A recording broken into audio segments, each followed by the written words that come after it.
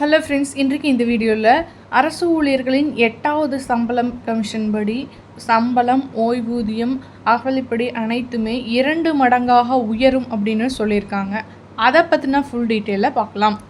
மத்திய அரசு ஊழியர்களுக்கான 8வது ஊதியக்குழு குறித்த அறிவிப்பு விரைவில் வெளியாக உள்ளது. ஃபிட்மென்ட் காரணி அகவிலைப்படி அடிப்படையில் ஊழியர்களின் குறைந்தபட்ச அடிப்படை சம்பளம் மற்றும் ஓய்வூதியம் கணிசமாக உயரும். மத்திய அரசு ஊழியர்கள் ஆவலுடன் எதிர்பார்க்கும் 8வது மத்திய ஊதியக்குழு தொடர்பான அதிகாரப்பூர்வமான அறிவிப்பு விரைவில் வெளியாகும் என தெரிகிறது.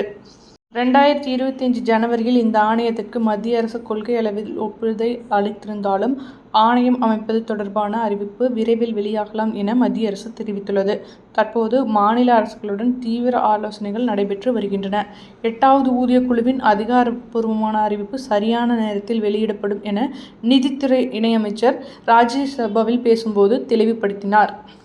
தற்போது அகவிலைப்படி 58% உள்ளது. 8வது ஊதியக்குழு வரும்போது அகவிலைப்படி 60% எட்டும் என எதிர்பார்க்கப்படுகிறது. 60% அகவிலைப்படியை கருத்தில் கொள்ளும்போது அடிப்படை ஃபிட்மென்ட் காரணி 1.60ஆக இருக்கும். இதனுடன் 10% முதல் 30% வரை கூடுதல் உயர்வு வழங்கப்பட வாய்ப்புள்ளது.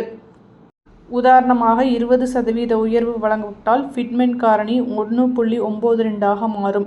30% உயர்வு வழங்கப்பட்டால் ஃபிட்மென்ட் காரணி 2.08ஆக உயரும்.